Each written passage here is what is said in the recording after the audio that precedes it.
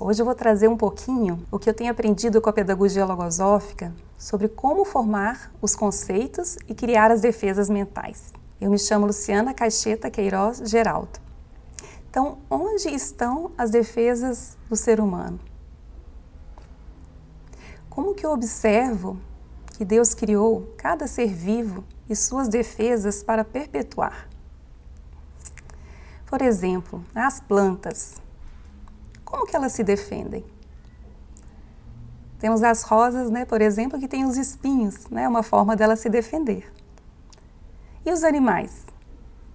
Como que eles se defendem? Por exemplo, como vocês veem, a cobra, ela tem o veneno, ou com a força física, também ela se defende. E nós? Como que nós nos defendemos? Também temos a força física, não temos? Mas será essa a forma mais inteligente de nos defendermos? Então, onde iniciam as defesas do ser humano? De que fomos dotados para nos defendermos? Eu tenho aprendido um novo conceito de ser humano. É um conceito que cada vez mais eu compreendo mais na minha vida, que nós somos formados por uma tríplice configuração. Então, como vocês podem ver, nós temos a parte biológica, a parte psicológica e a parte espiritual. Então, a gente pode dizer que nós somos um ser biopsico-espiritual, não é mesmo? E, porém, nós somos indivisíveis, nós somos um só. Então, o que é importante conhecer no ser humano? Eu tenho observado que nós temos 3 sistemas, o sistema instintivo, o sistema mental e o sistema sensível. E começando pelo sistema mental, eu tenho aprendido com a pedagogia logosófica sobre os pensamentos. Então, essa investigação é um grande desafio. Sabem por quê?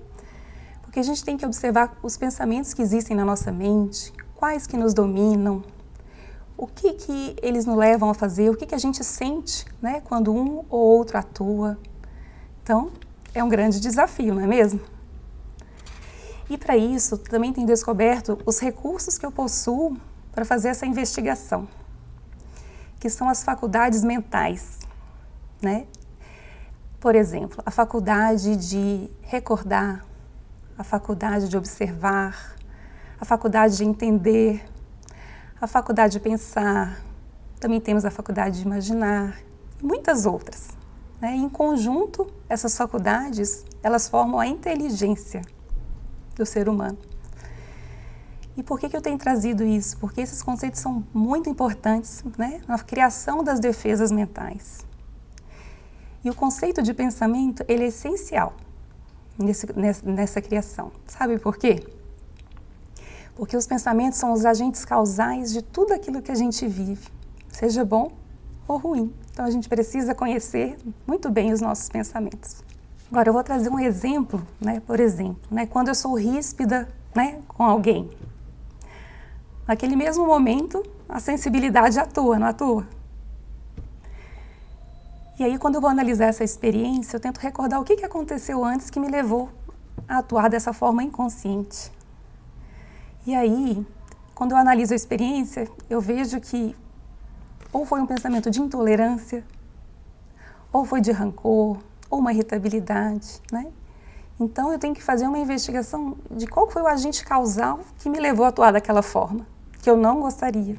E quem ficou mais triste nessa situação, certamente, foi eu. Porque ninguém, gosta de agir dessa forma. Lá no fundinho, a sensibilidade acusa.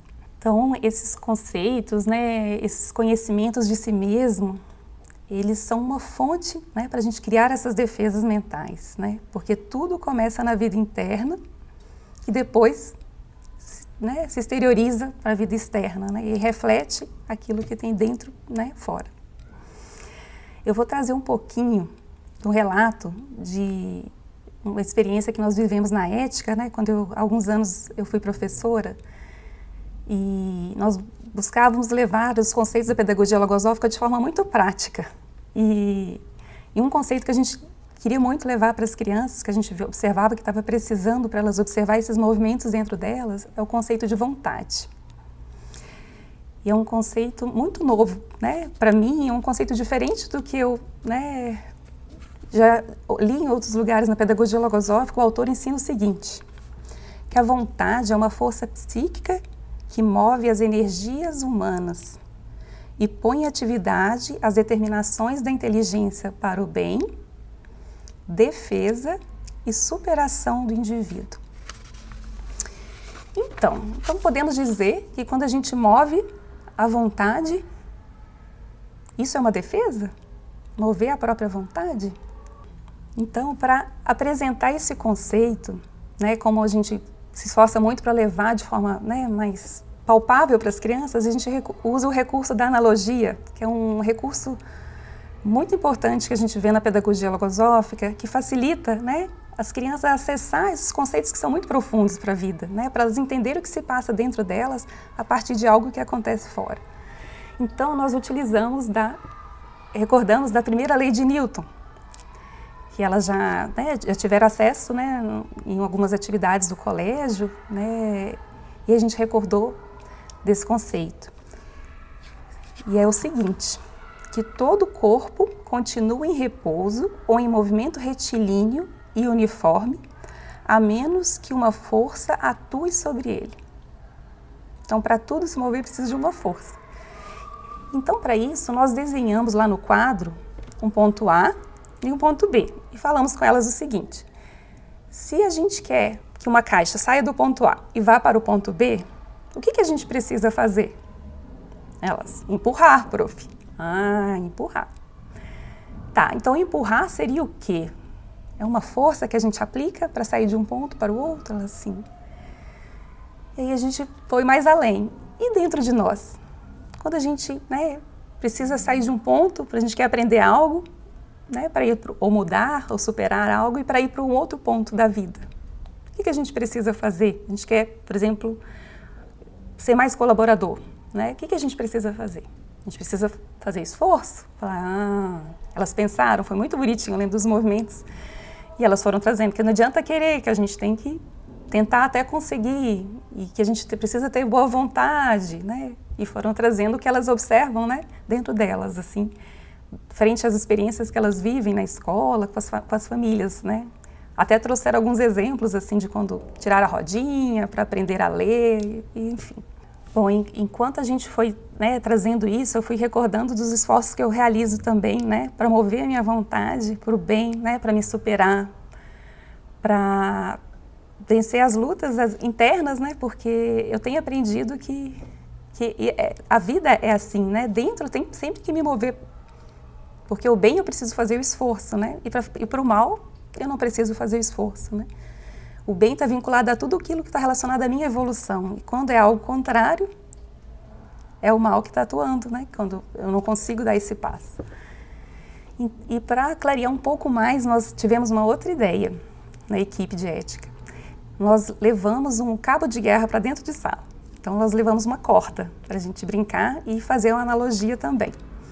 Então, uma professora segurou uma extremidade da corda representando o bem dentro da gente, e a outra segurou a outra extremidade da corda representando o mal, que também está dentro da gente. Essas duas forças, né? O bem e o mal. E a nossa vontade, quem vai determinar somos nós mesmos, né? Então, ou a gente vai para o bem ou vai para o mal. Mas para isso a gente tem que estar consciente para conseguir ir para o bem, porque a gente precisa fazer um esforço, né? E aí, nós fomos ilustrando para as crianças, né? Por meio assim, e elas queriam que o bem ganhasse, né? E a gente então falou, então vamos fazer uma situação. A gente trouxe uma situação prática do que elas vivem, que a gente também vive, é quando, por exemplo, a gente se propõe a estudar, né? O que acontece quando a gente se propõe a sentar lá na mesa, né? Pega lá o material e fala, agora eu vou estudar. Não surge forças contrárias que nos sugerem a fazer, né, outras coisas, por exemplo, beber água, comer alguma coisa. A criança, né, vou ali brincar, pega um brinquedinho, ou a gente, né, deixa eu ver o meu WhatsApp. Não tem umas forças contrárias que nos induzem a fazer contrário ao que a gente se propõe, né? Aí elas falaram que sim. Eu falei, e a gente trouxe para eles que com a gente também acontece isso. E que para a gente obedecer aos nossos propósitos, a gente tem que fazer muito esforço. E aí nós fomos trazendo para eles que no início esses esforços são maiores quando a gente se propõe a algo, né? Mas à medida que a gente vai fazendo mais e mais esse esforço para o bem, a gente vai conseguindo de forma, né, cada vez melhor, né? Esse bem vai crescendo. E o mal vai ficando como? A gente perguntou para eles, né? A gente foi contando para eles que o bem vai crescendo, aí o mal ele não vai tendo espaço, porque ele não está sendo alimentado, né? Ele vai ficando mais fraquinho. Então, depois, durante a brincadeira do cabo de guerra, a gente trouxe na parte positiva, né? Ilustrando assim, né? Quando a gente se propõe a estudar, e aí, agora eu vou estudar, que seja 15, 20, 30 minutos, né? E surge algo contrário e a gente fala, não, agora eu vou estudar, né? Eu quero obedecer esse meu propósito porque eu tenho esse tempo, depois eu brinco. Ou então eu já posso deixar até um copinho de água ali, né? Já tenho os pensamentos pensados para cumprir com aquilo que eu me propus. E isso vai fortalecendo dentro da gente, né? Esse bem vai crescendo. E aí, o que vai acontecendo? A professora do bem foi puxando, né? Quando a gente foi ilustrando, né? Ser obediente, fazer o estudo com gosto, né? Fazer com alegria, né? Pensar o quanto vai ficar feliz depois que conquistou, conseguiu estudar, né? Conseguiu realizar, que depois pode brincar tranquilo porque cumpriu com aquilo que era importante para a vida. E aí? Bem foi ganhando, e nisso bem ganhou, né? E aí elas vibraram, bateram uma palma, né? Foi aquela festa. E aí a gente perguntou para elas o que elas sentiram nesse momento. Elas disseram que estavam muito felizes. E nós trouxemos. É assim que a gente se sente, né? Quando o bem atua, a gente se sente muito feliz.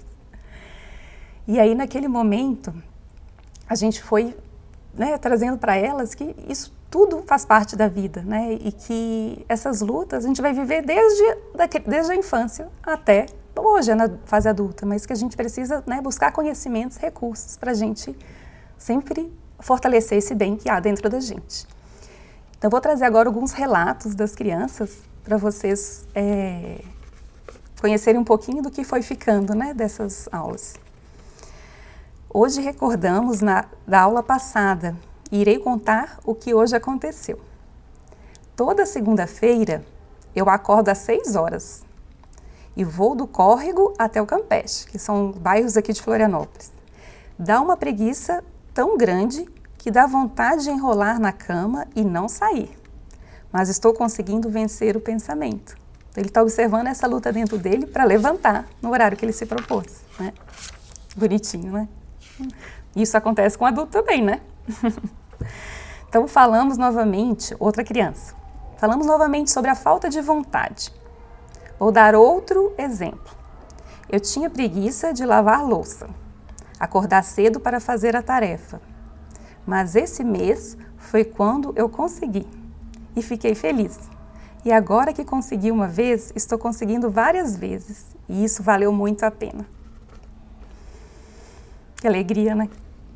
Que vai ficando essas referências do bem na vida. Bom, vou ler uma situação de uma criança, uma menina, que estava na hora do recreio e uma amiga estava chamando ela para incomodar, né, os meninos, mas ela não queria ir.